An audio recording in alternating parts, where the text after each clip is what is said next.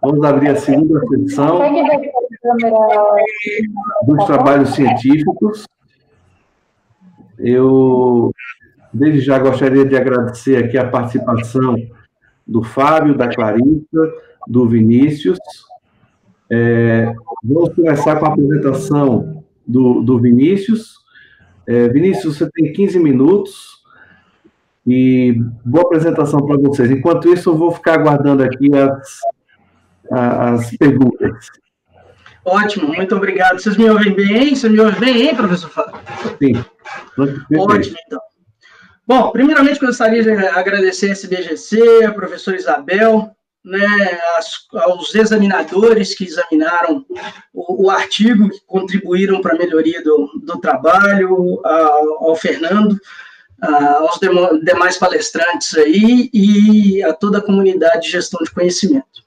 Bom, capital intelectual. A gente sabe que capital intelectual é amplamente divulgado, amplamente conversado, ainda mais no ambiente de gestão de conhecimento, mas a busca, e esse artigo endereça uma segmentação do capital intelectual nas pequenas e médias empresas. Ele é oriundo de uma dissertação de mestrado recente, foi defendida há 10 dias, e eu fiz a escolha, juntamente com o professor Zaidan, orientador, de redigir a dissertação e artigos em inglês, justamente para facilitar aí a questão de publicação.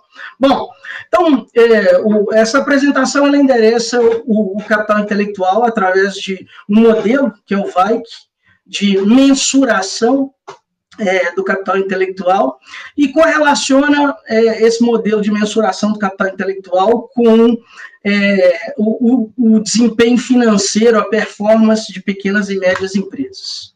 Bom, aqui um breve percurso, a gente vai entrar na descrição do artigo, as questões de pesquisa, a metodologia usada, os resultados obtidos, as conclusões, as limitações desse artigo, né? Bom, dentro de um cenário que cada dia mais, mesmo antes do cenário de pandemia, a gente já experienciava, né, empresas intensivas em tecnologias, startups, empresas exponenciais, e a gestão do conhecimento muito em voga, né, sendo trabalhada. E, como disse anteriormente, o termo capital intelectual, e sempre sendo muito amplamente divulgado dentro das empresas, mas qual era o grande desafio, pelo menos visto por nós no trabalho? Como correlacionar o capital intelectual com o desempenho, com competitividade e a sustentabilidade de empresas? Como a literatura endereçava isso? Né? De que forma a literatura tratava essas questões? E aí nos deparamos com o primeiro grande problema desse contexto, que desde a década de 90 já era tratado por diversos autores como uma deficiência grave dos modelos contábeis convencionais, que era a quantificação do ativo intangível, do capital intelectual. E gestores, né, nós gestores, sabemos que para gerir precisa medir. E essa dificuldade de medição dos ativos intangíveis certamente tem desdobramentos na administração e no controle das empresas. A gente tem modelos muito bem consolidados para medir ativos tangíveis, mas para ativos intangíveis a gente continua em busca de modelos consolidados. A partir daí, o objetivo do nosso trabalho foi desenvolver uma revisão sistemática de literatura, ampla revisão sistemática de literatura, buscando obter informações sobre a classificação e quais os métodos de mensuração eram utilizados para medir o capital intelectual e como esses métodos correlacionavam o capital intelectual com o desempenho financeiro dessas empresas. Aqui cabe ressaltar que eles estão classificados em dois modelos, os não monetários e os monetários. O objeto do nosso estudo foi buscar, através do modelo monetário, como o VAIC, essa mensuração. A questão de pesquisa, de que maneira o índice de valor adicionado pelo capital intelectual pode e deve ser utilizado como indicador de desempenho de pequenas e médias empresas, nas PMEs, as ditas PMEs. Bom, o que é o VAIC especificamente? Esse croata Antepula, que em 1998 desenvolveu um modelo que foi aprimorado em 2000, onde ele caracteriza o capital intelectual dentro do modelo como oriundo do capital humano, que nada mais é do que salários, encargos, e ele quantifica isso através de salários, encargos e benefícios. O capital estrutural, onde ele quantifica o capital estrutural através das patentes, processos que a empresa produz, softwares, o próprio valor da marca, e o que ele chama de valor adicionado do patrimônio da empresa. Né? Esse value added, que permeia todo o modelo vai, né? Nada mais é do que a capacidade de geração de valor da empresa. Né?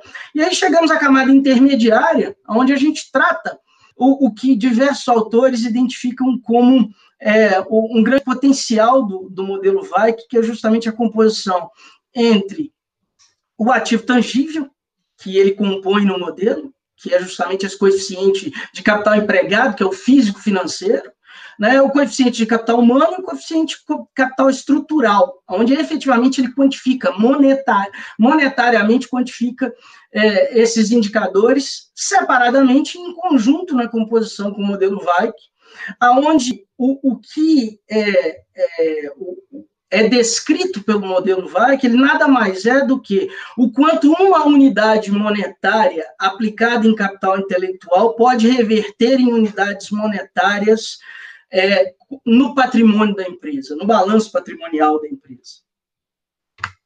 Bem, a partir daí a gente entrou na revisão sistemática de literatura, foi uma decisão nossa em estruturar essa revisão literária, e adotamos o protocolo Kitcham. Aqui cabe ressaltar que são diversos protocolos, né, e podem ser utilizados para fazer a revisão sistemática de literatura. A revisão, que é objeto desse artigo, né, ela conta com alguns passos específicos. Então, inicialmente definimos palavras-chave, bibliotecas, journals e etc. E aí, através dessa identificação, compusemos a string de busca e rodamos dentro dessas bases de dados a string de busca. E filtramos, e aí obtivemos uma quantidade de documentos, né, acadêmicos, e filtramos esses documentos. E aqui cabe uma ressalva a esse software aqui, o START, que é fantástico para desenvolvimento de revisões sistemáticas de literatura. Eu tive o cuidado de colocar o link aqui, é um software free, tá? Que dá a possibilidade ao pesquisador de estruturar a revisão sistemática de literatura, e tem carrega consigo algumas automatizações. Por exemplo, a massa de dados que chega para o pesquisador, num primeiro momento, ela é muito grande. Então, na hora que ele vai fazer e compor os critérios de inclusão e exclusão, o START, ele tem uma automatização que ele pontua, através da identificação de introdução e conclusão, o artigo ou o documento, o que facilita para os demais passos. E aí, nos demais passos, vem o trabalho do pesquisador, propriamente dito, com leituras de introdução, conclusão, e com a seleção dos artigos finais, a leitura na íntegra desses documentos. Bom, aqui está o resultado. A questão de pesquisa a gente já tratou, endereçou anteriormente. A seleção das bases, foram 7 bases de dados. Identificamos aqui o primeiro desafio do trabalho, né, essa escassez de documentos correlacionando o modelo VAIC às pequenas e médias empresas, e aí sim procuramos trabalhar com mais de uma string para potencializar esse ganho. Né? Os critérios de inclusão e exclusão, aqui no nosso modelo, né, os critérios de inclusão relacionados às respostas, se responde ou não a questão de pesquisa, se endereçam à metodologia estudada, os de exclusão, se eles são relevantes, redundantes, estão dentro do período de corte, e aí chegamos a um número de 4.382 documentos, através da revisão sistemática de literatura, dos quais 49 foram selecionados, sendo 35 dentro do período estudado, e 14 nós identificamos que ficaria difícil deixar fora do trabalho mais abrangente que foi a dissertação, e os incluímos. Bom, a segunda boa notícia, né, ou a primeira boa notícia, nesse caso, foi que a gente avaliou o qualis caps desses trabalhos, e aqui um recorte só dos 35, tá, pessoal? E 20 desses artigos traziam consigo um Qualis, né? Sendo que uma boa parte deles, ou a grande maioria deles, com Qualis considerado de bom para ótimo, né? O que já direcionava para uma base mais fortalecida, mais robusta do estudo. E aí, resolvemos, até para um critério de visualização e critérios de análise desses documentos, resolvemos dividi-los em linhas de pesquisa. E a segunda boa notícia foi que, dos 49 documentos, 42 já apresentavam a correlação entre o capital intelectual e a performance das empresas, sendo que deles, 15 endereçavam especificamente o capital intelectual ou o modelo VAIC com a performance de pequenas e médias empresas. Tá? Isso nos deixou bastante interessados pela continuidade e pela intensificação desse processo. Bom, as conclusões, né? Chegamos, através da ampla análise de documentos, né, a uma conclusão de que, efetivamente, o modelo VAIC, ou valor adicionado pelo capital intelectual, tem uma relação positiva com indicadores financeiros tradicionais, né? Era um primeiro objetivo, o retorno, o ROA, o retorno sobre o ativo, e o retorno sobre o patrimônio líquido são amplamente utilizados como indicadores para medir ativos tangíveis, né? E queríamos correlacionar um ativo intangível a esses indicadores. Então, a gente buscou e nos deparamos com diversos trabalhos que já correlacionavam a metodologia, o método VAIC a esses indicadores. Vimos, através da revisão sistemática de literatura, uma relevância enorme do capital intelectual, do capital humano dentro da composição do capital intelectual. Alguns autores referenciam o capital humano como elemento-chave para o sucesso dessas pequenas e médias empresas.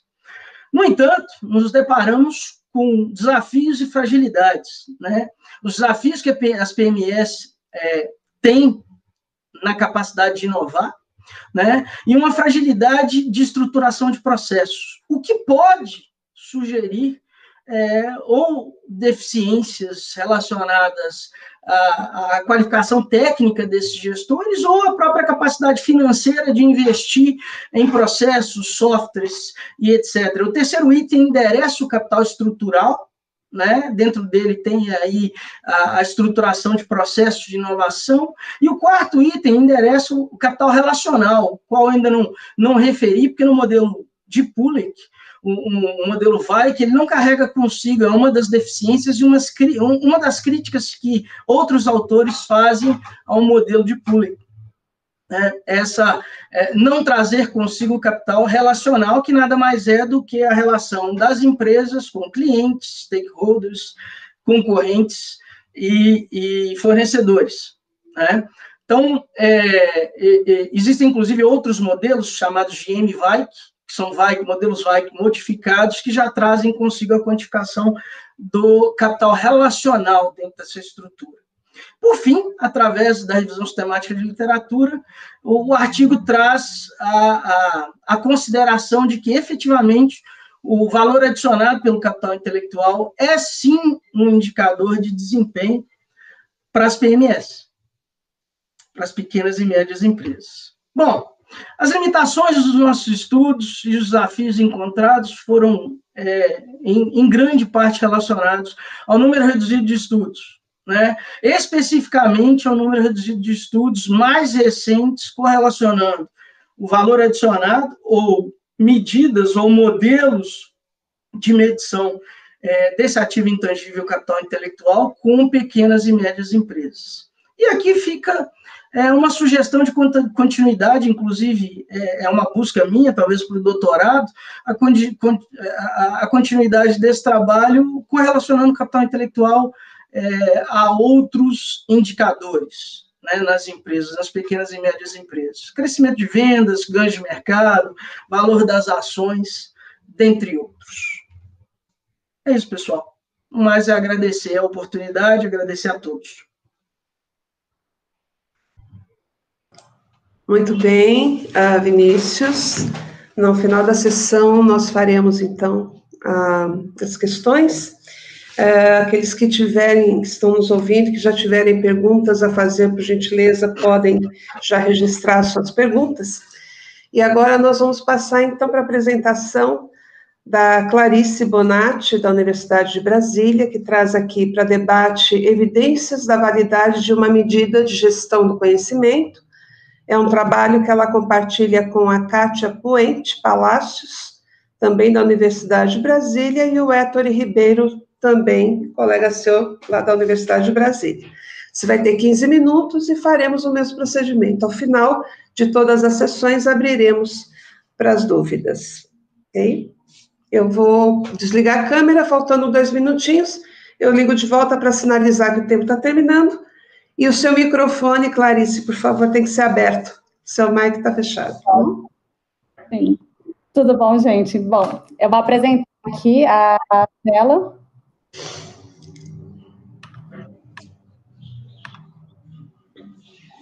Bom, como a professora Isabel já apresentou, né, eu sou Clarissa, eu sou psicóloga organizacional nos Correios e sou doutoranda recém-ingressa na Universidade de Brasília e fiz esse trabalho em conjunto com a minha orientadora, né, que é a Kátia Puente Palácios, e com o Héctor Isabel, que também é graduando da psicologia lá na UNB e participa do nosso grupo de pesquisa.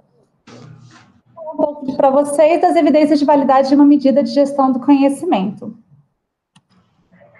Antes de entrar no trabalho propriamente dito, eu queria fazer uma contextualização, né, do porquê tanto rigor no uso de questionários, né, por que trazer essa discussão de construção de medidas, né.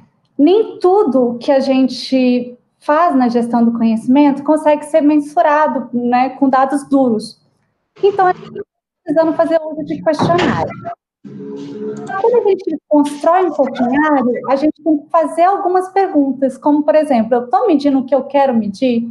Então, se eu quero medir gestão do conhecimento para poder fazer um diagnóstico numa organização, eu preciso ver se aquele instrumento vai me dar essa resposta para esse diagnóstico. Acadêmico, você ter um instrumento que meça aquele conceito que você quer medir, você possibilita a comparação entre estudos. Então, se, por exemplo, eu falo que a liderança influencia na gestão do conhecimento e falo que a gestão do conhecimento influencia no desempenho organizacional, eu posso juntar esses dois estudos e falar que a liderança influencia na gestão do desempenho por meio da gestão do conhecimento.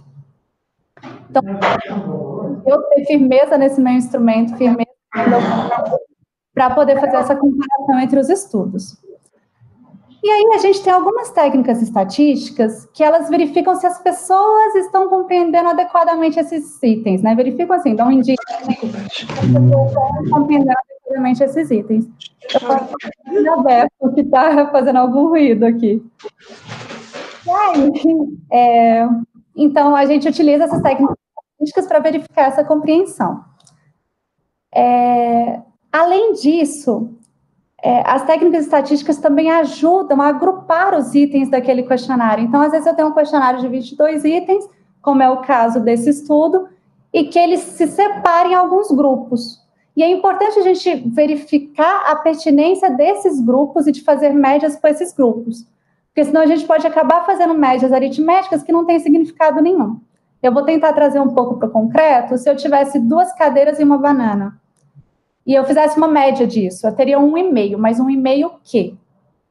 Então, a gente utiliza alguns artifícios estatísticos, né, para poder ver se a gente pode fazer essa média. No caso do concreto é fácil, né, eu saber que eu não posso fazer uma média de uma cadeira com uma banana. Mas no caso, quando a gente está falando de percepções, é um pouco mais difícil. Então, quando a gente toma esses cuidados na construção do instrumento e na validação desse instrumento, a gente evita diagnósticos equivocados. Então, partindo para o estudo propriamente dito, o que a gente vê no campo de GC é que ela atraiu muita atenção do mercado quanto da academia, acho que a gente pode ver nesse congresso, né? Se fala muito em capital intelectual, e por ter atraído essa atenção, houve uma pluralidade de conceitos da gestão do conhecimento. Então, várias áreas começaram a trabalhar com gestão do conhecimento e cada um olhando sobre um viés diferente. E aí tem alguns autores, como o Fra Paolo, que eles defendem que essa falta de definição única de gestão do conhecimento pode ter atrasado a evolução como área, né, de modelos preditivos e tudo. Então, você observa um esforço de diversos autores em organizar o conhecimento que já foi produzido. Você encontra muita revisão de literatura quando pesquisa, né, a área. E aí você vê aqui eu vou enfatizar dois rumos, né? Alguns autores trabalhando a GC como uma grande área guarda-chuva, ou seja, a gestão do conhecimento ela vai envolver diversas outras áreas embaixo, né? Então, aprendizagem, gestão da informação. E já tem outros autores que eles trabalham no intuito de construir escalas amplas de GC, né? Questionários que vão medir a GC como um todo numa organização. Então, qual foi o objetivo desse estudo? Foi analisar as evidências de validade de uma medida geral de gestão do conhecimento. Então, é uma medida que ela tem o objetivo de fazer um diagnóstico geral de gestão do conhecimento na organização. Por que a gente está fazendo o estudo? Bom, ela é uma escala que ela foi construída em Portugal, mas ela já apresentou evidências de validade à amostra brasileira, depois de adaptada. Então, assim, é importante, toda vez que a gente faz uma pesquisa numa organização, é importante você verificar se para aquela amostra ela seguiu, ela atende aqueles requisitos, né, de confiabilidade e tudo, que eu citei ali no começo. Mas, para o âmbito acadêmico, por que a gente trouxe essa nova evidência de validade? Porque o relato que a gente encontrou, ele comete alguns deslizes. Como, por exemplo, quando a gente fala a construção de instrumento, o que é recomendado é a análise fatorial, né? Fatoração pelo eixo principal, principalmente. E ela utiliza uma outra técnica. Além disso, na hora que ela vai dividir em fatores, você lembra dos agrupamentos dos itens? Ela utiliza uma forma de agrupar itens que ela considera que esses grupos de itens não vão estar relacionados entre si, que os fatores não estarão relacionados entre si. E aí isso é um deslize, né, dentro disso, porque a gente entende que se gestão do conhecimento é um conceito único, os seus fatores vão estar relacionados entre si, né, então não poderia usar essa técnica estatística, né. Então, por isso, antes de eu usar, por exemplo, na minha tese, investir esforço em utilizar essa escala na minha tese, a gente optou por fazer esse estudo. Então, partindo para o método, a gente utilizou questionário eletrônico. Tivemos como respondente 508 empregados de uma empresa pública nacional de grande porte que estão lotados em Brasília. A escala utilizada o questionário utilizado foi de gestão do conhecimento. Ele tinha 22 questões e estava dividido em 4 fatores, em 4 grupos de itens, né? Que é a orientação cultural para o conhecimento, orientação competitiva, práticas formais de GC e práticas informais de GC. As respostas eram dadas numa escala de 5 pontos, tipo Likert, né? De quase nunca se aplica, aplica-se quase totalmente. Para a análise dos dados, a gente corrigiu os deslizes da autora, né? Então, a gente utilizou fatoração pelo eixo principal, utilizou uma técnica para dividir, para agrupar os itens, que ela considera que esses grupos vão ter relação entre eles. A gente também fez uma análise de confiabilidade. O que é essa análise de confiabilidade? Lembra do exemplo concreto de eu fazer a média da cadeira com uma banana? Aqui eu vou ver se eu estou falando tudo a mesma coisa. Essa análise de confiabilidade, esse alfa vai me dizer isso. Então, como resultado, a gente obteve uma divisão em 4 fatores também, como autora, só que foram 4 fatores diferentes dos que a autora encontrou, e a gente teve 4 itens que não se enquadraram nesses fatores, né? O primeiro fator é orientação para a qualidade, que na verdade reuniu itens que falava da busca de conhecimento para a qualidade no trabalho. Um exemplo de item é todos somos responsáveis pelo que devemos saber para trabalhar com qualidade. O fator 2, ele reuniu itens sobre resolução dos problemas em grupo e formas de organização, e a gente intitulou ele de organização social do trabalho. Um exemplo de item é juntamos em grupos para resolver alguns problemas. E o fator 3, ele reuniu itens que falam de desempenho comparativo da organização. Esse é similar ao que a autora encontrou, então a gente manteve o nome de orientação competitiva. Se vocês olharem aqui o índice de confiabilidade dele, ele foi 0,69. Para muitos autores, o mínimo aceitado é 0,70. Então, ele ficou ali bem no limbo, né? Esse e o fator 4 também, ficou com índice de confiabilidade baixo. O fator 4, ele juntou itens sobre interações sociais sobre trabalho em contexto diverso. A gente chamou de interações informais, que é conversando sobre trabalho quando casualmente nos encontramos, por exemplo, no intervalo do café. Tá, como conclusão, alguém comentou que não tinha case de fracasso. Esse, de certa forma, é um case de fracasso, né? A escala ela apresentou resultados diferentes dos relatados do estudo de origem. E como um case de fracasso, a gente tem lições aprendidas, né? Então, a gente vê que se for utilizar essa escala para um diagnóstico organizacional ou para um estudo acadêmico, a gente tem que fazer um ajuste nela, ou então usar outra escala que tenham resultados mais consistentes na literatura. Só que essa diferença no resultado, a gente também pode tentar explicar por, pelo menos, diferentes formas, né? Uma a GC, dessa forma ampla, ela pode ter configurações diferentes em contextos diferentes. Então, por exemplo, o que para uma empresa, o cafezinho, para conversar de trabalho pode ser formal, para outra empresa não. E como a gente só fez numa empresa, pode estar mostrando essa diferença de configuração. Uma outra questão é a operacionalização do conceito de GC. Então, o que a gente está dizendo com GC? Antes de eu construir uma escala, um questionário para perguntar para os empregados se eles percebem ou não a GC, eu preciso operacionalizar esse conceito do que é a GC. E aí, uma outra questão que é importante a gente considerar é se a gestão do conhecimento deve ser abordada mesmo assim como um único atributo ou uma visão mais área guarda-chuva, que aí você vai ter diversos conceitos ali dentro. Então, para estudos futuros, continuando nessa linha, vale a pena estudar essa pertinência de uma escala ampla mesmo, só que aí partindo de um conceito mais operacionalizado, ou então partir para a construção de medidas que vão falar de aspectos específicos que compõem esse guarda-chuva da gestão do conhecimento, né? E reforçando aqui que eu estou trazendo muita discussão sobre construção de medidas e tudo, porque essas medidas são apontadas como escassas na literatura e elas favorecem tanto o gestor, que quer um diagnóstico organizacional de questões que não podem ser mensuradas com dados duros, quanto de pesquisadores que querem testar modelos preditivos, né? Então, eu quero ver se a gestão do conhecimento influencia alguma outra variável, né? Então, por isso é importante investir nessa construção de instrumentos. Bom, gente, é isso. Aqui fica meu contato, fico à disposição para qualquer dúvida. Parabéns pela apresentação.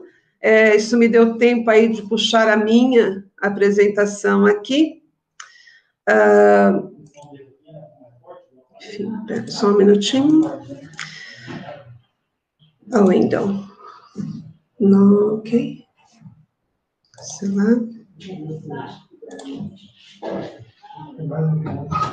E vou agora. Só um minutinho. Compartilhar. A minha não está entrando aqui. Entra para mim, mas não para vocês, né? Eu vou fechá-la e vou abrir de novo. Tem sempre uma coisinha aqui. Deixa eu ver.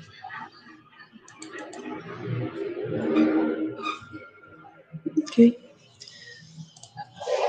Aí, ó. É isso mesmo. Essa é outra. Oi. Fluffy, would you please close the door?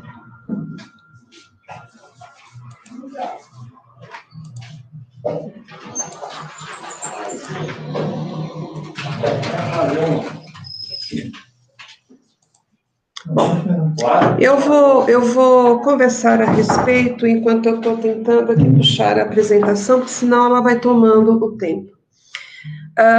Eu sou a professora Isabel Cristina dos Santos e trago aqui para contribuir com as reflexões sobre a gestão do conhecimento um tema dramático quem disse que a gente não aprende com fracasso, né? A palavra já foi mencionada nas 2 apresentações, então eu pretendo esclarecer esse ponto. Dá para aprender muito, sim, com o fracasso, e a minha fala aqui vem a respeito do learning the hardest way, jeito duro de aprender, ou o duro aprendizado obtido com catástrofes. Essa é a minha apresentação.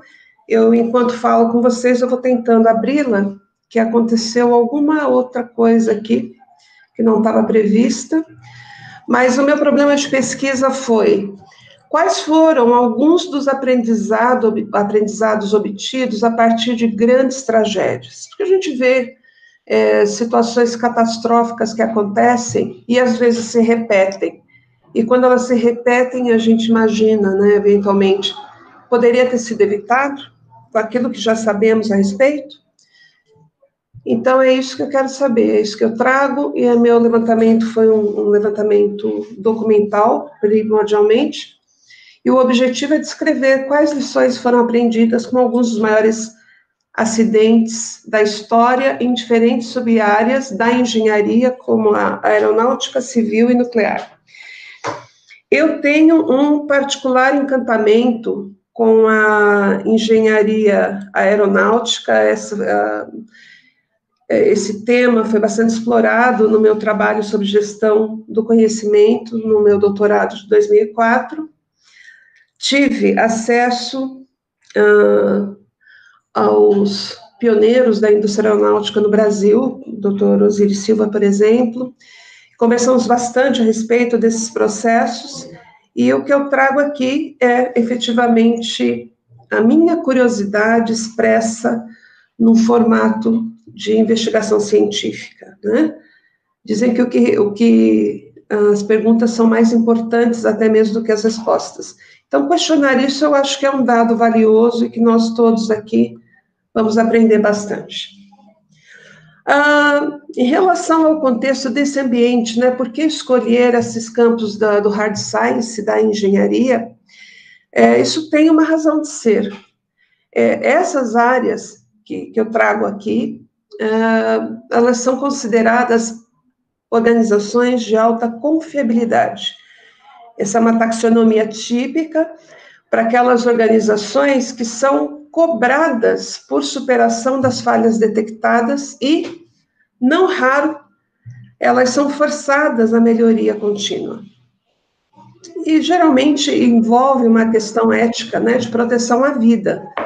Então, nós temos aí a engenharia aeronáutica, que é um trabalho bastante cauteloso em relação à produção de aeronaves, testes, homologações, certificações, e as demais indústrias também da engenharia que eu escolhi aqui, nuclear e civil, elas também não passam ao largo esse processo de melhoria contínua. É quase um processo, poderia dizer que na indústria aeronáutica é um processo quase obsessivo de atribuir mais segurança ao objeto. As sub-áreas escolhidas foram em razão desse pragmatismo formal da análise de erros, e se tem como um parâmetro que essa tentativa de buscar meios de proteção à vida não é um dado contemporâneo, né? A história da humanidade, desde a pré-antiguidade, ela vem caracterizada pelo esforço de sobrevivência. E a cada grande ciclo vem trazendo saltos qualitativos de aperfeiçoamento de conhecimento e de tecnologias, né? No início era a escuridão e dela fez-se a luz, o domínio do fogo, a invenção da roda e outros artefatos, domínio da agricultura, que é um conhecimento específico também e que pôde trazer um aspecto civilizatório bastante relevante, tanto a descoberta e o domínio do fogo quanto da agricultura, porque ele foi responsável pelo assentamento do homem e formação dessas primeiras colônias humanas, né, próximo aos campos onde havia alimento. Então, o que a gente observa como resultado desse grande esforço de aperfeiçoamento tecnológico ao longo do tempo, são os esforços e os saltos quânticos, que agora são orientados em grande medida para mitigar os efeitos nocivos do que foi esse grande arrobo de industrialização e de tecnologia, principalmente no campo do desenvolvimento industrial, e que certamente decorreu da culminância de saberes sobre a produção de máquinas, equipamentos e materiais.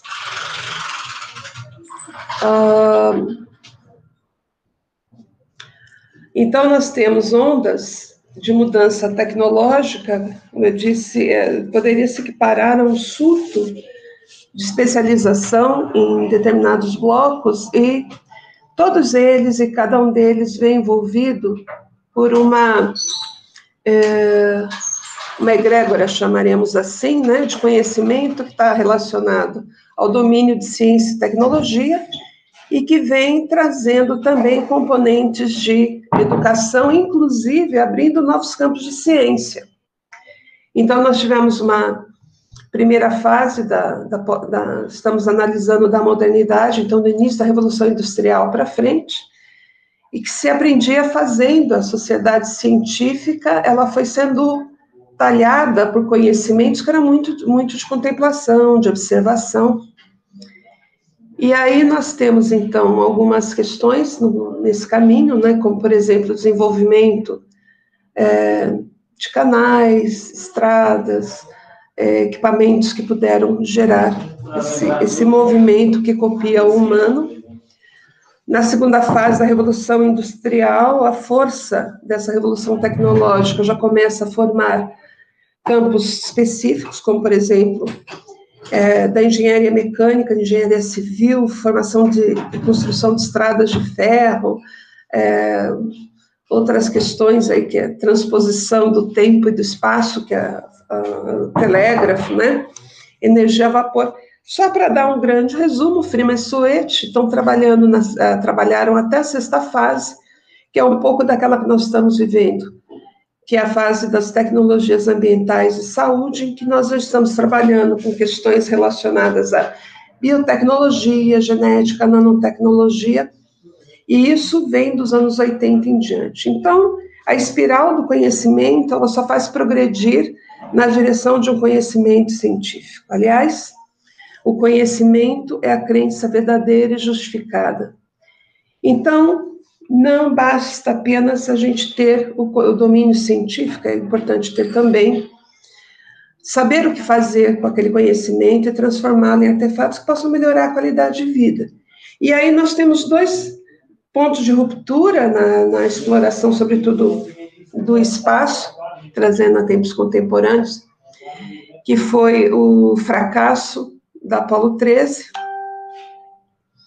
mas que se converteu em triunfo, porque, afinal de contas, todos os astronautas conseguiram voltar, eles conseguiram sobreviver numa cápsula minúscula, tendo que fazer adaptações dos instrumentais disponíveis ali, mas apoiado por um grupo de cientistas que soube construir meios de sobrevivência para aqueles que estavam naquela situação.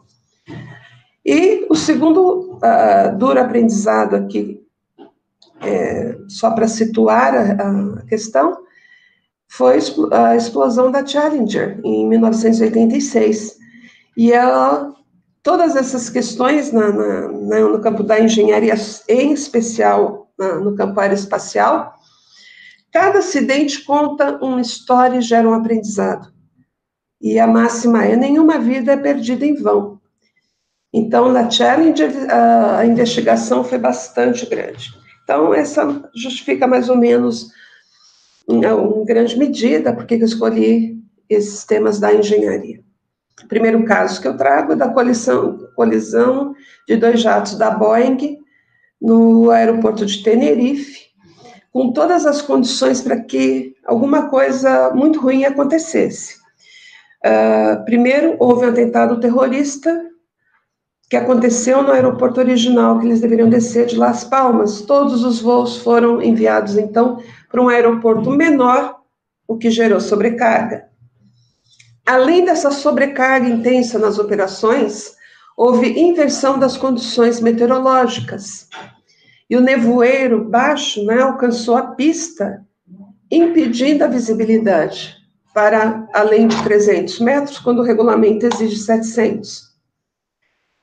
E isso foi condição suficiente, juntando com os aspectos humanos, por exemplo, a fraseologia usada pelo comandante gerou interpretação equivocada. O comandante também não ouviu os esforços do copiloto de corrigir a ação, e esse desastre é o maior da história da aviação civil, com 583 mortes num único evento. Que lições foram aprendidas? Foi criada um procedimento chamado, e um sistema também, chamado Crew Resource Management, ou o gerenciamento dos recursos da cabine, que envolve soluções, um canal de comunicação mais aberto entre a cabine de comando e a tripulação, e que quebrou um pouco as barreiras hierárquicas. Sim, o comandante não está sempre certo, precisa ouvir o copiloto. Quando o copiloto percebe, eu preciso ouvir os comissários de bordo, quando alguma coisa parece estar dando errado. Então, quebrou essa figura, né? A outra questão foi da fraseologia padrão. Eu orientei uma tese no ITA a respeito de comunicação nas operações aeroviárias. 80% de todo desastre aéreo pode ser atribuído a fatores humanos, dentre os quais comunicação, para redução de ambiguidades. Então, criou-se uma espécie de script. Outra questão, estudo dos fatores humanos, né? Criou-se modelos preditivos, foram criados para estimativa de erros, um regulamento de tripulações que obriga um determinado tempo de descanso, regulamentação sobre a quantidade de combustível mínima aceitável, criação de sistema automatizado de iluminação de solo, criação de radar de solo para detecção de movimentos de aeronaves na pista, que assim evitaria uma aeronave colidir com outra. Outro desastre que foi estudado nesse processo foi o desastre da barragem de São Francisco, nos Estados Unidos, que foi responsável por mais de 500 mortes, uma onda com 18,5 bilhões de litros de água romperam de um reservatório e foram arrastando o que tinha no caminho. Então, à época, 1928, isso foi o maior desastre, não só daquela época, mas até os dias de hoje.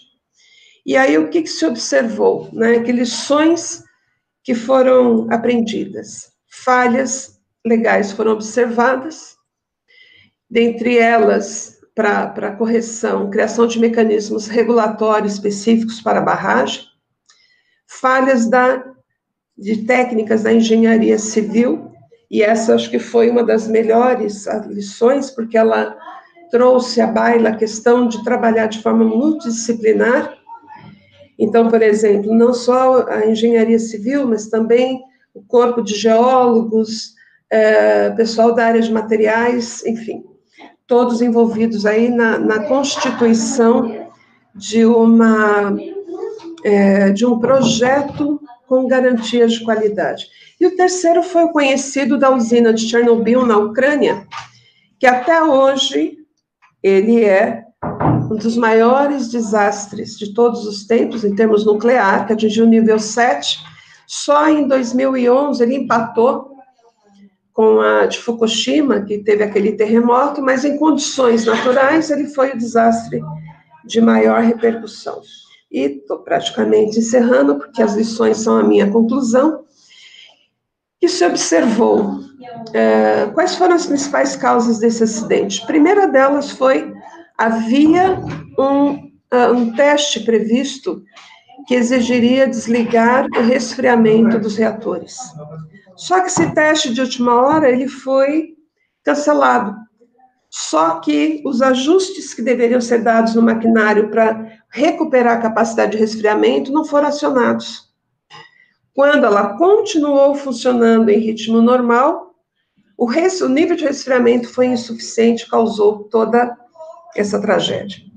Bom, adotou-se, então, critérios estatísticos universais, trabalhou-se numa plataforma multidisciplinar envolvendo vários países, porque o círculo de contaminação ultrapassou Chernobyl, chegando até Bélgica e outros países da Europa, e se aprendeu muito sobre radiação, doenças mentais que são decorrentes do pavor de novos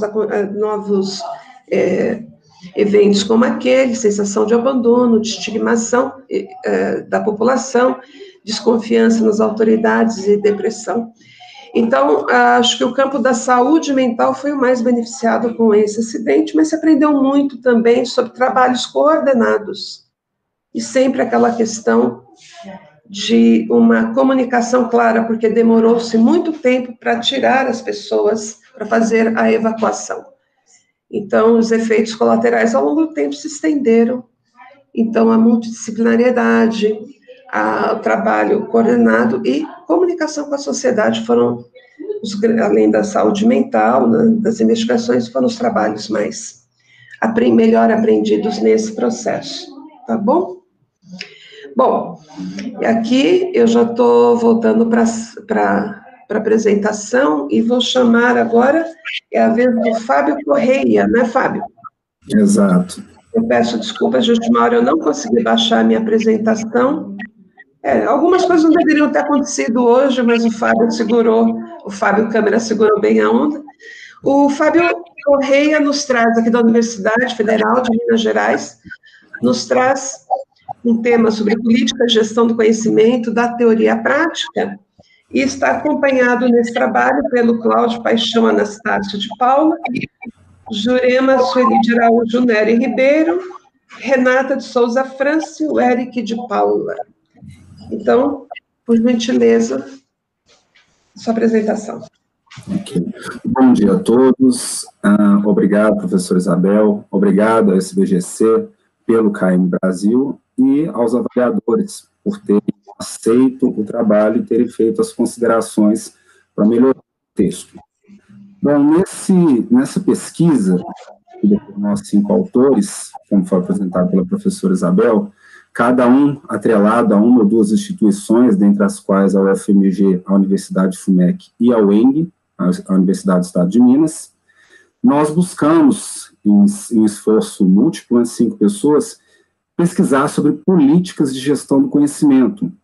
E o próprio nome que é dado nesse título, ele já aglutina diversos termos: política, gestão e conhecimento, o que me faz refletir um pouco com a fala da Clarissa, que apresentou um trabalho anteriormente, sobre a ausência de uma definição de gestão do conhecimento, que é até um outro tema que a gente tem pesquisado. Então, como a gente coloca esses 3 termos e ainda coloca a percepção da teoria prática, eu inicio essa apresentação, obviamente dando uma introdução, um pano geral de fundo sobre o que a gente vai tratar, e o primeiro ponto é clarificar o que a gente entende por política neste título, para que fique claro, a ideia de política não é a política como a gente trabalha no indivíduo, numa persona, ou seja, o político, não é isso. O que a gente tem como política é um princípio, um plano ou curso de ação a ser seguido. Ou seja, é um instrumento normativo com diretrizes que dão orientações que impactam a outrem, que impactam outro indivíduo. Então, associa isso como um documento numa empresa que traça uma política do que deve ser seguido por demais departamentos, dentre outros. E diante do entendimento desse termo, agora a gente aglutina com a ideia de política de gestão do conhecimento, ou seja, são políticas de instituições que trazem o que deve ser feito sob a ótica da gestão do conhecimento.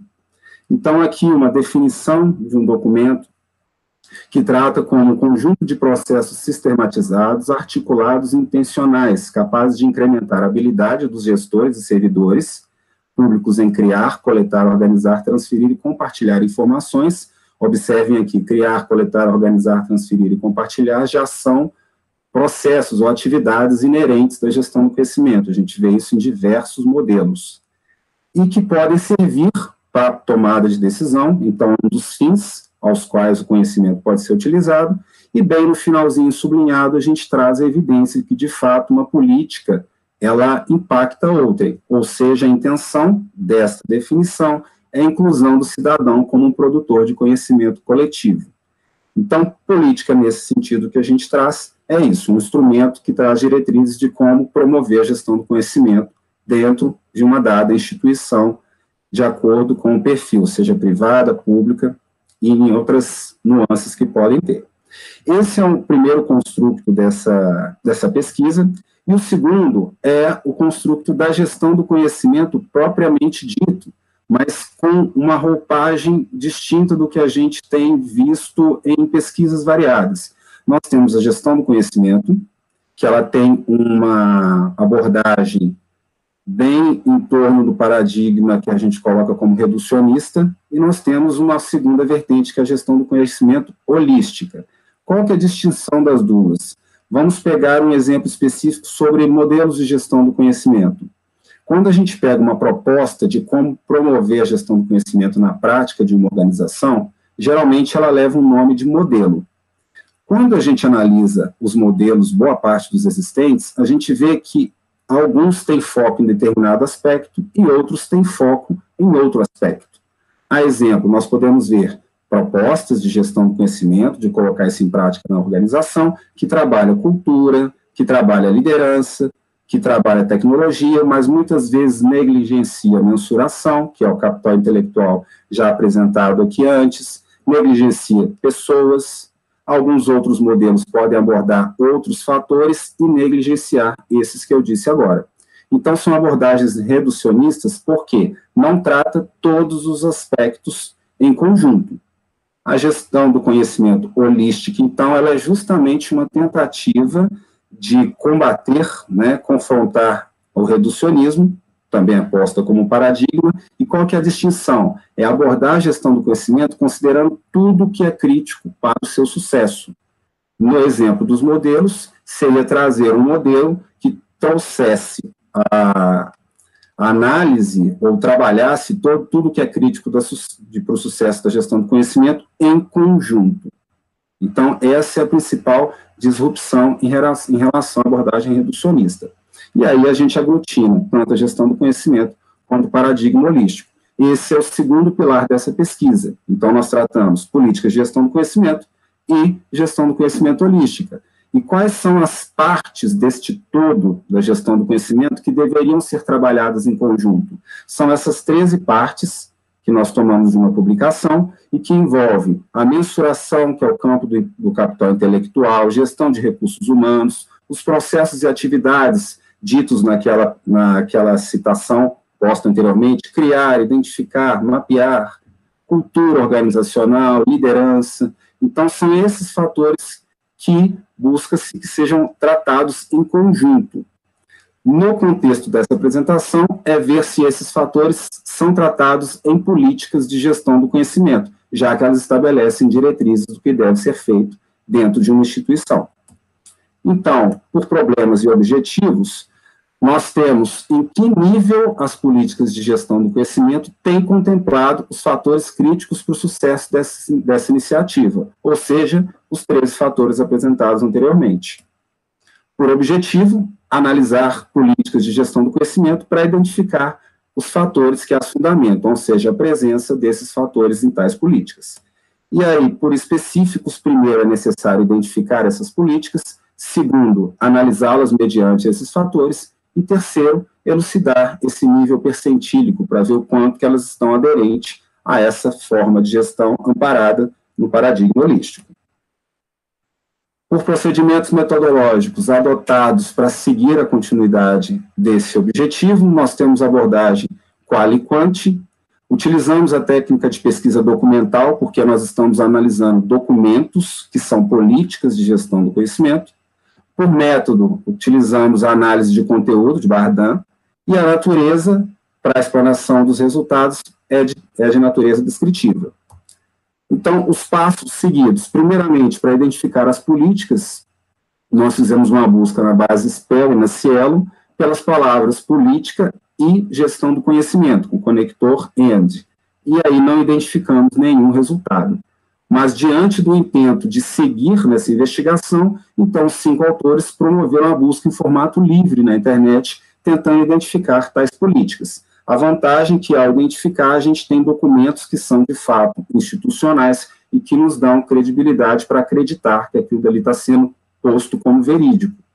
Então, nessa busca, os 5 autores identificaram 7 políticas de GC, e são dessas instituições, considerando essas datas. Então, SERPRO, Governo de São Paulo, IPEA, Secretaria de Planejamento de Minas, Secretaria de Estado e Fazenda, Correios e Governo do Rio de Janeiro. Diante das políticas, passamos para a segunda parte, que é ler os 13 fatores críticos de sucesso, provendo uma imbricação mental de modo com que eu tivesse os 13 fatores sempre em mente, e aí nós avançamos para a leitura das políticas, buscando identificar a presença desses fatores. Neste momento, a abordagem foi qualitativa, como método de análise de conteúdo.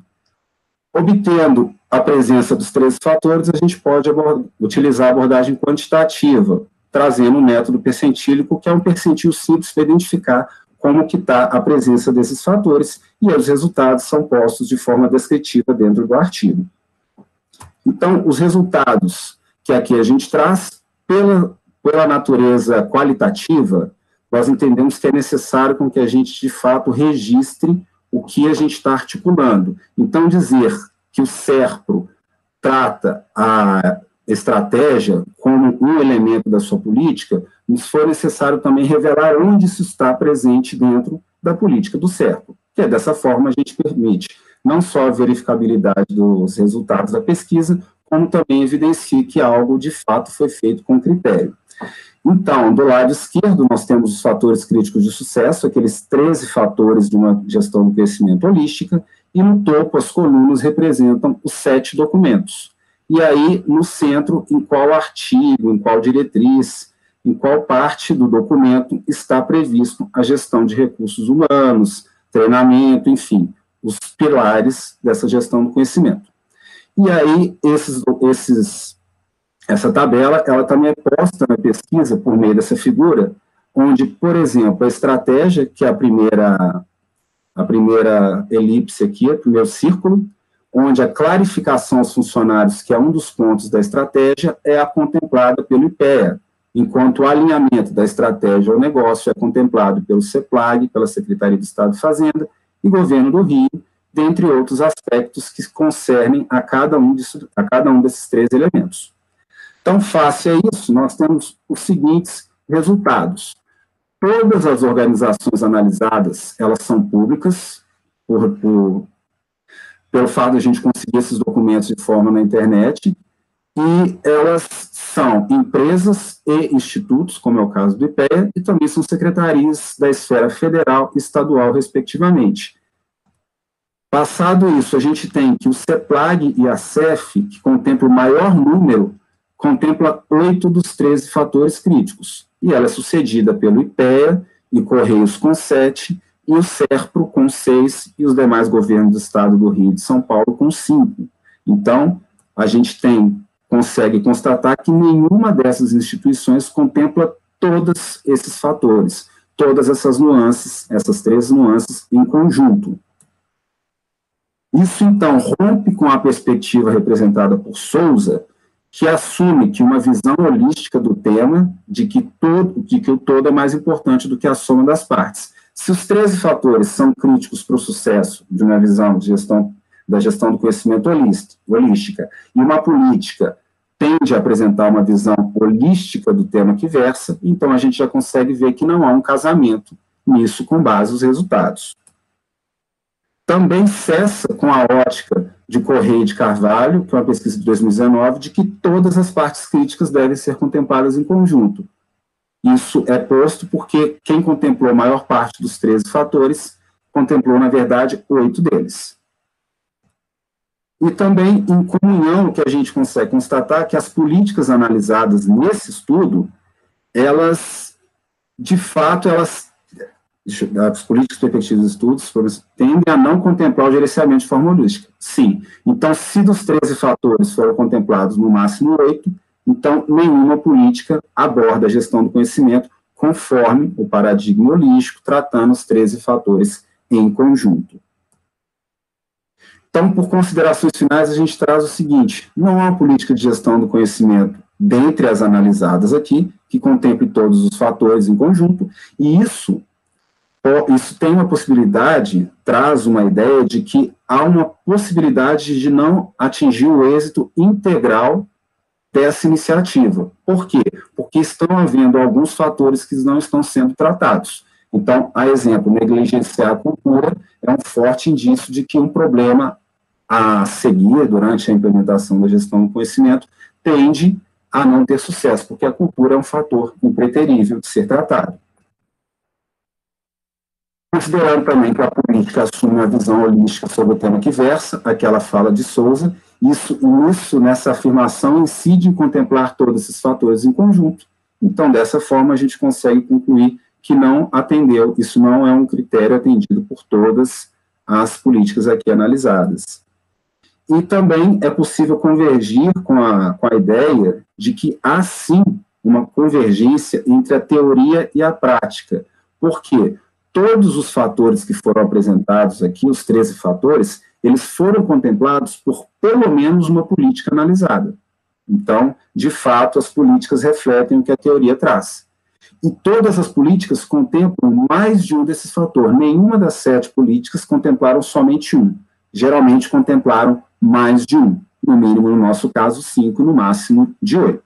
Então, dessa forma, a gente conclui os estudos, essas são as considerações finais, as referências do que foi tratado aqui na apresentação, e, novamente, eu agradeço a atenção de todos e desejo uma boa tarde.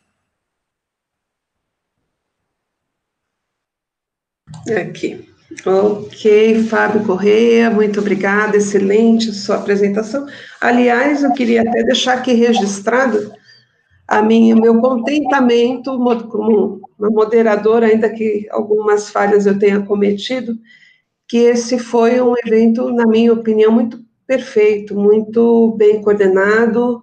Fábio Câmara, Mariana, que deve estar nos ouvindo aí, mas pelo menos que fique registrado aqui a minha satisfação em compartilhar com vocês, e vou passar agora para as questões. Tem algumas questões colocadas aqui, a Fátima Leone, que eu tenho a sorte de ser professora do curso em que ela participa, ela está aqui, uma presença marcante, né? Roberto Vasconcelos também. E aí, a Fátima, ela elogia a todos pela beleza da apresentação e faz uma pergunta já para a apresentação número 1, que é o Vinícius Faria, representando aqui o grupo. Se no estudo que foi desenvolvido, Vinícius, pela sua equipe, por você, se existe algum comentário que você adicionaria sobre a mensuração do investimento em capital humano e resultados... Estou com 2 computadores, então também aqui está divertido, viu? Deixa eu ver aqui, eu não consigo ler o final da pergunta, no capital, provavelmente, financeiro da empresa. Então, a relação entre investimentos no capital humano e investimentos no capital financeiro. Qual o nome da pessoa que pergunta, professor Isabel? Fátima Leone. A Fátima, ótimo. Tem sim. A dissertação, ela é mais abrangente, né? A revisão sistemática de literatura é só um recorte da dissertação, mas ela traz os dados quantitativos, né? Onde o estudo aborda tanto o capital intelectual, o modelo Weik, em conjunto quanto separadamente. A gente extrai através da estatística analítica básica e através de modelos estatísticos de correlação esses itens individualmente e em conjunto, ou seja, individualmente nós conseguimos quantificar o capital humano na amostra, né? Conseguimos quantificar o capital estrutural na amostra e conseguimos quantificar o capital intelectual em conjunto na amostra e correlacioná-los ao retorno sobre o investimento do ativo e o retorno sobre o patrimônio líquido das empresas, que nada mais é do que o investimento do capital próprio ou do capital de terceiros. Certo. Então, o estudo aborda assim. Ai, que bom. Então, Fátima, é importante registrar e procurar, né, informações, ler nos anais do evento, se o artigo está contemplando, se não, no trabalho que foi feito pelo grupo. Essa interação é bem importante. A Fátima é da área financeira, então essa curiosidade dela faz todo sentido. Do trabalho 3, o trabalho 3 foi o meu. Fátima, obrigada, querida, vai levar um 10 na próxima disciplina, viu, que você fizer comigo. Está aqui agradecendo. E ela destaca uma coisa que é importante, eu acho que o Roberto Vasconcelos, também queridíssimo da área aeronáutica, sabe o valor que tem o aprendizado, e mais importante nesse campo da indústria aeronáutica, que é uma das paixões que eu tenho, não deixa de ser da aeroespacial também, que cada vida conta. Imagine a Challenger, né? Quer dizer, tradicionalmente se tem que a culpa foram de 2 anéis de vedação. Então, você tem aí um investimento de, sei lá, quase $500 bilhão, muito próximo disso, se acumular, né? Muito mais, que perderam, que foram derrotados por 2 anéis de vedação. Então, é inacreditável, mas se não se descobre que é isso, se não se empenha em tomar alguma ação, os erros continuarão acontecendo. Então, é preciso falar com o pessoal de compras, o negócio aqui é sério, vamos trabalhar com qualidade, nada de querer pegar pelo preço mais baixo, isso não funciona no setor aeronáutico e aeroespacial. Faltou essa integração. E uma das coisas que eu noto, em razão até da colocação do próprio Roberto Vasconcelos, essa questão de como a integração entre áreas é necessária. Então, na indústria, a criação do conceito de qualidade na indústria nossa Embraer, né, levou o porteiro, quando ele chegava, alguém perguntava, o que você faz? Ele disse, eu construo aviões, eu monto aviões. Perguntavam para o faxineiro, o que você faz na Embraer? Eu ajudo a montar aviões. Porque não sabe, são os detalhes, a riqueza dos detalhes de cada um incorporar aquilo como sua propriedade intelectual também, né? Não ter, por exemplo, pessoas banais. Eu não vou citar o nome do hotel, mas do hotel não, desculpe, que é de serviço de hotelaria também, mas um hospital em São Paulo, que é reconhecido como um dos melhores da América Latina, tinha alto índice de contaminação. E aí perguntam, mas por que isso acontece? Era porque descobriram no processo que as faxineiras usavam o mesmo pano que elas limpavam o chão, elas usavam para limpar as questões ali de marca e não sei o que, tinha alto índice de contaminação. Então, não importa a profissão numa indústria como essa, tudo conta. Eu queria fazer uma pergunta para a Clarissa. Clarissa, eu gostei bastante também da sua apresentação. Parabéns, como professora, eu fico sempre feliz quando eu encontro alunos empenhados e conseguem justificar bem os seus trabalhos, eu fico muito energizada com isso, né? Eu pesquisei sobre gestão do conhecimento, e eu não sei se o meu trabalho foi o primeiro no Brasil, mas eu tive que procurar modelos fora do país. Em 2002, quando eu comecei a minha pesquisa mais empenhadamente, não tinha modelo brasileiro. Então, eu acho que, assim, essa dificuldade, talvez, agora, claro, se reflete em outros aspectos, que a gente vem, às vezes, copiando coisas que não são próprias, né? Eu queria que você contasse um pouquinho da experiência de vocês identificarem esse modelo de mensuração, como é que vocês chegaram até ele, se é um modelo importado, se vocês adaptaram. Microfone, viu, Clarice? Tá. Aberto. Então, tem uma série de fatores que tiveram aí no meio, né?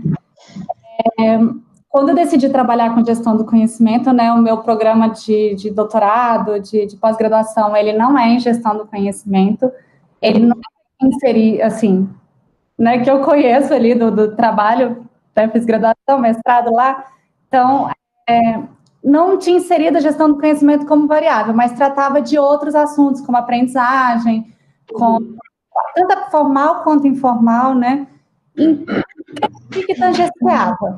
Aí, o primeiro passo do doutorado foi, de fato, buscar medidas de conhecimento, e aí eu tenho eu gosto de trabalhar com a parte quantitativa, né? Eu vejo que complementa um com o outro, mas aí a gente, como pesquisadora, a gente faz o nosso recorte, para essa parte quantitativa. E na busca desses instrumentos, eu comecei a ver que tinha esses que trabalhavam de uma forma geral e que tinha esses que trabalhavam com compartilhamento de conhecimento, com retenção de conhecimento de forma separada. E aí essa escala, das escalas brasileiras, você tem muito poucas, assim, que medem gestão do conhecimento. Muitas são muito focadas em um contexto específico, e essa se propõe a medir de uma forma geral.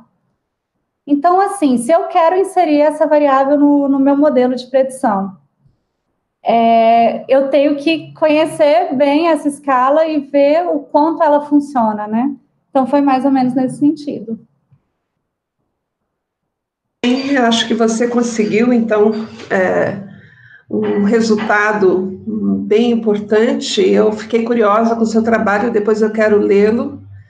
E eu tenho escrito mais esporadicamente sobre gestão do conhecimento do que eu gostaria, porque a minha tese foi defendida em 2004, então ela já é uma adolescente, né, que precisa passar por uma revisão, e é bacana o quanto a gente pode aproveitar com esses encontros aí, né?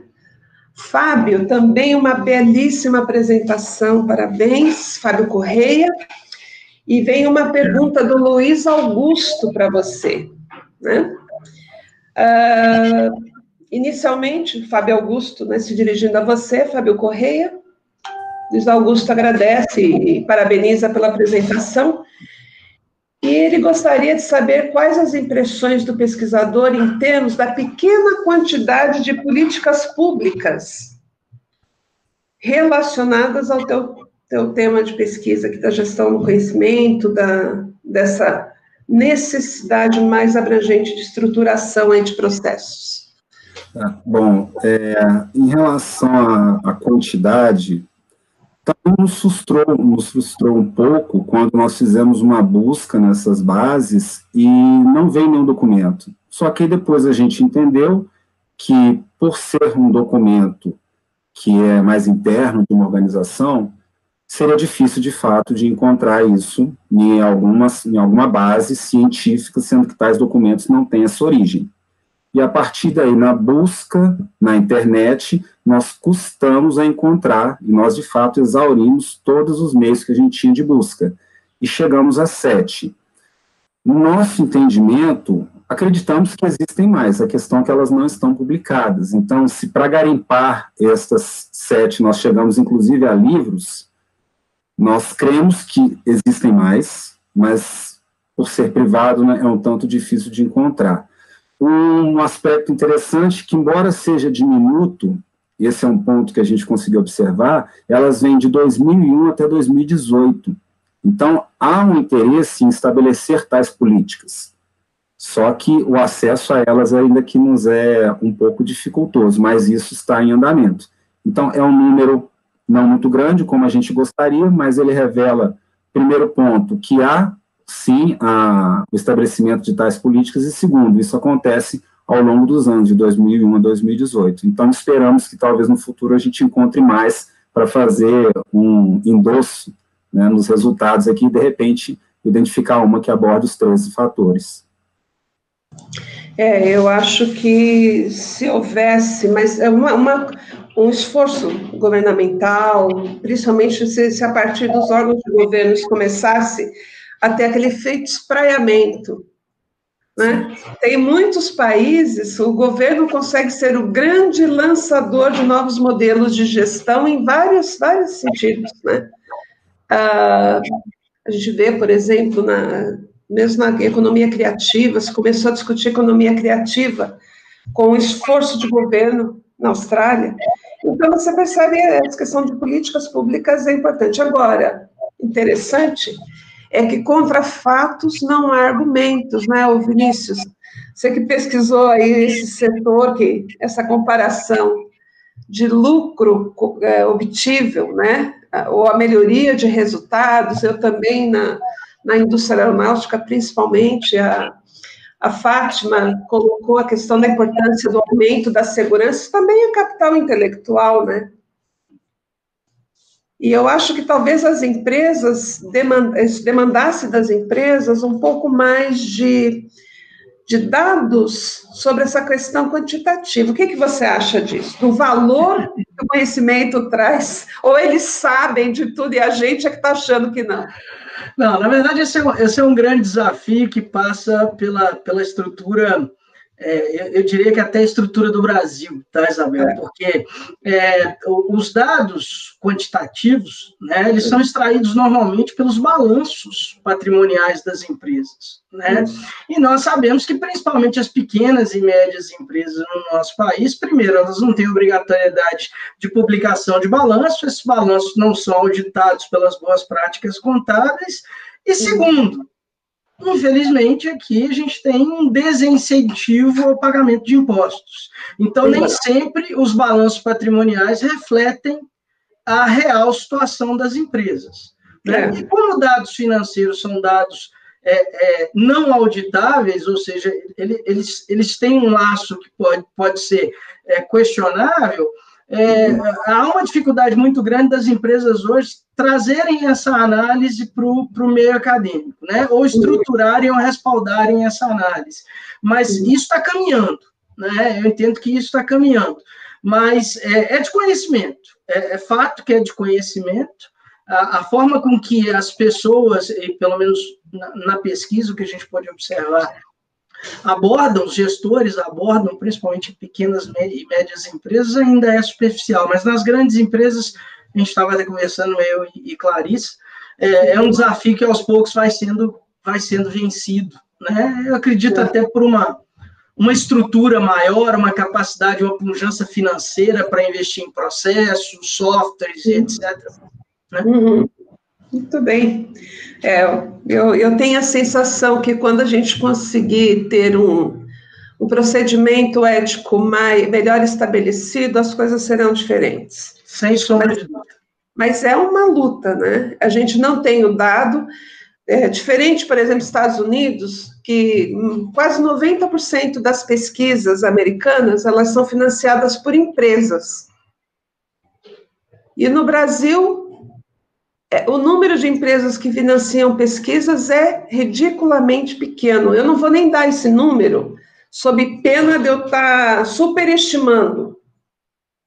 Então, nós temos aí uma inversão, né? As empresas não querem se revelar, por motivos dos mais diversos, mas certamente tem um recorte ético aí. Eu gostaria que vocês também fizessem perguntas um para o outro. Alguém gostaria de perguntar algo para o colega? Opa, o microfone.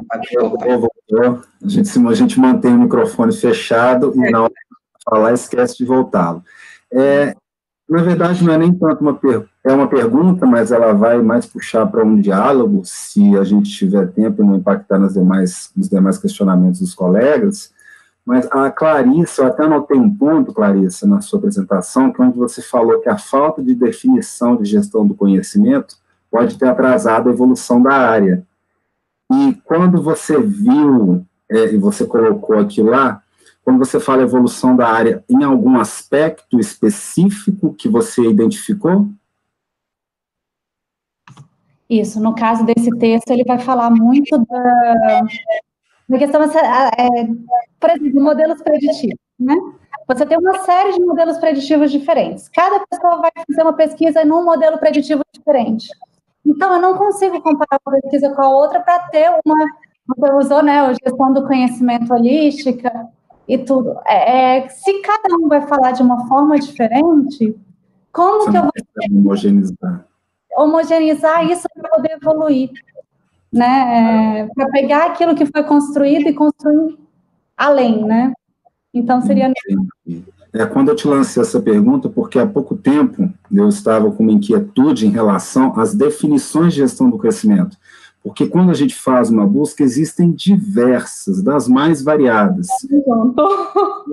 Então, se a gente inclui, por exemplo, um termo que é um processo, uma atividade, se eu colocar lá identificar, um outro coloca compartilhar, uma terceira definição junta os dois, de fato a gente não chega a consenso nunca.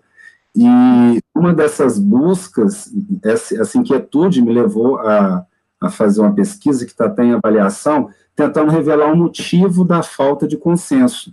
E aí a gente acabou identificando nessa pesquisa 4 grandes aspectos. Então, por exemplo, a inclusão desses verbos, né, desses processos, identificar, classificar, isso vai numa variação enorme, para mais de 20 verbos que podem colocar, e quando combina isso com o escopo, por exemplo, na administração pública, na esfera privada, então são 2 combinações e ao final disso a gente tenta não encontrar uma definição que de fato seja consensual, porque cada termo que entra ali dá uma outra conotação. E aí me chamou a atenção quando você colocou isso, porque também é um ponto que veio e quando foi posto, eu falei, gente, então tem mais alguém que enxergou isso também.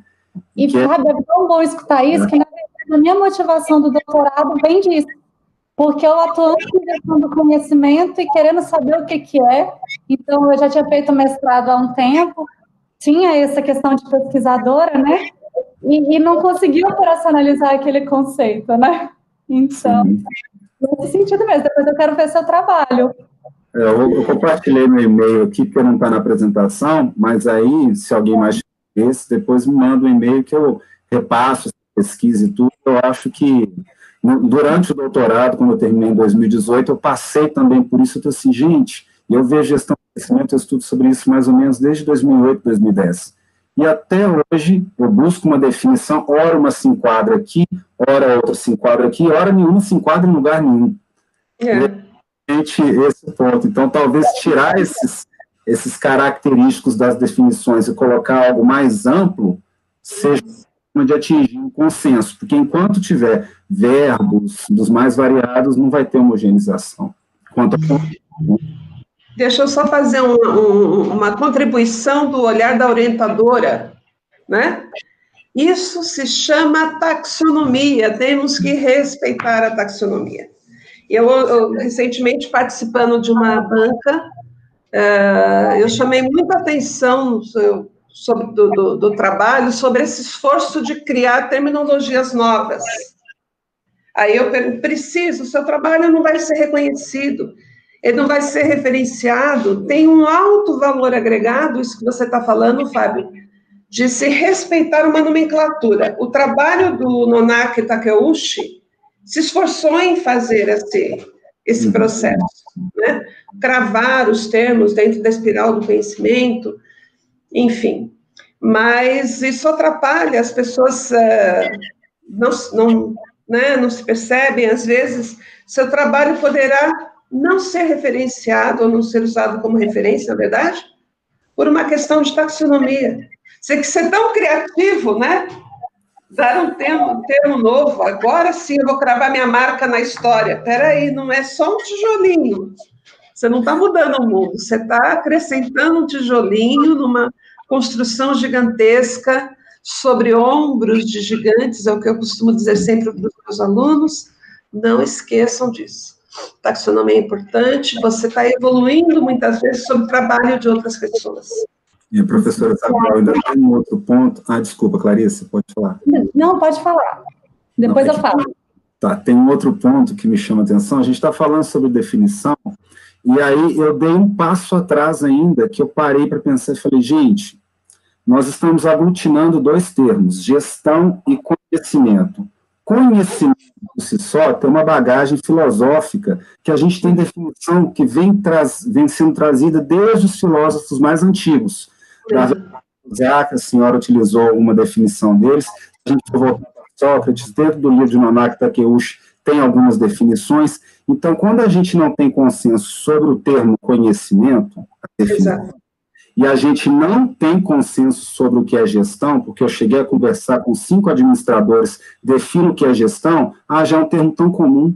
E quando a gente não tem definição sobre termos isolados, imagina quando a gente ajusta eles. Nossa!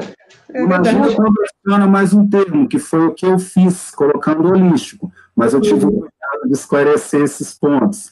Mas, assim, isso me chama muita atenção, porque a gente começa a fazer usos de termos, dos quais eles perdem o sentido original, e, às vezes, quando a gente ajusta, aí sim que a gente distorce algo de forma mais forte, e, no fim, isso contribui para não atingimento, de fato, de um consenso. E talvez o problema também seja na base. Eu estou ajustando coisas das quais eu não sei exatamente, ou então escolhe um caminho e vai nele, né? Porque não dá para abordar de uma forma tão ampla tudo. Eu acho que tem uma questão de que são muitas áreas envolvidas. Então, se a gente falar de taxonomia, é como se fosse desenvolvendo... Eu sou da psicologia, né? Então, a gente estuda aprendizagem em equipes, por exemplo, comportamento de aprendizagem em equipes, que para mim tem tudo a ver com GC, só que a GC foi no outro campo, foi com um outro tipo de palavra.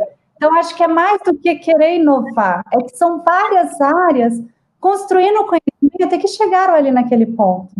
Né? Tem um artigo de uma professora da UNB que ela vai falar dessas contribuições de diferentes áreas, não é do meu programa, é do programa de Ciência da Informação, e que ela traz essa questão de você vai crescendo ali na psicologia falando de aprendizagem, aí depois aqui na ciência da informação vai crescendo com outro viés, e aí isso você traz tudo. Isso mesmo, eu acho que tem também essa questão de você ter essa falta de uniformidade entre áreas, porque as visões são diferentes, né? Mas no sentido mais pragmático que a gente possa aplicar, é sempre bom a gente remeter aos conceitos mais firmes, aos termos mais usuais, né?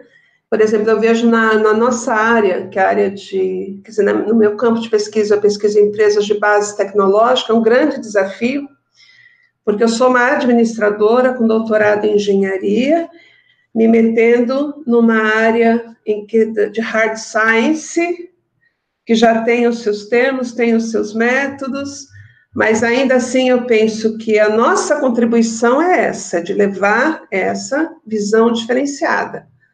Agora, não se pode deixar de destacar, né, sobre ombros de gigantes. Se eu cheguei até aqui foi porque eu subi em ombros de gigantes, né? Isaac Newton dizia isso, e eu creio que a gente tenha sempre que fazer essa remissão, né? O tema é tratado, o termo mais aplicado nesse caso é tal e tal, tal, para efeito desse trabalho eu vou usar o termo tal, mas mostre essa reverência que você está usando por uma questão de ajustamento à sua área de pesquisa, né? Sempre é possível fazê-lo. Eu quero dizer que é uma honra ter estado com vocês, é um ânimo, um fôlego bem refrescante, né? Poder participar. Fábio, obrigada por ter me ajudado, Fábio Câmara, no início.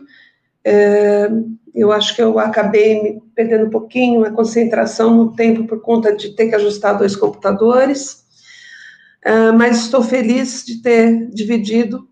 Nós representamos aí um grupo de pessoas que conseguiu cravar uma contribuição relevante nesse congresso, eu acredito nisso, e tomara que vocês tenham muito sucesso, quero desejar a todos, né? Enfim, tudo de bom para cada um, que os trabalhos de vocês sejam bastante referenciados, e eu tenho um entusiasmo muito grande com tudo isso. Fábio, muito obrigada, viu? Muito obrigado mais uma vez, muito obrigado, parabéns pelas apresentações, maravilhoso, né? A gente espera estender essa discussão, já comentei aqui mais cedo com o Vinícius, a Ilka, em relação a pequenas e médias empresas. O KM vai ser estendido para novas discussões. Fiquem à vontade para colocar essas discussões para expandirmos, né? Então, o convite a todos. Professora, também, se você quiser falar um pouco mais, ou trazer mais discussões sobre as lições aprendidas, é muito oportuno. A gente precisa bastante olhar para as lições aprendidas. Então, será um prazer. Muito obrigada, e eu acho que é isso, a gente tem que aprender com a história e tem que aprender com os erros. Você imagina, no caso da Challenger que eu comentei, né, se isso não fosse levado a sério, interromper um programa espacial mais importante do mundo. Sim. E é importante, e a gente tem que entender para poder superar sempre, colocar a mente, né, a serviço do conhecimento, a inteligência a serviço do conhecimento. Agradeço de coração, obrigada pela ajuda que você me deu. Desculpe, a minha apresentação, gente, estava tão linda, e eu estou tão triste de não ter conseguido mostrar, mas ela estava inteirinha na minha cabeça, e isso ajudou bastante. Obrigado. Obrigada, viu? Obrigado, muito obrigado. Ok. Que agradeço, obrigado a todos. Obrigado a todos. Obrigada.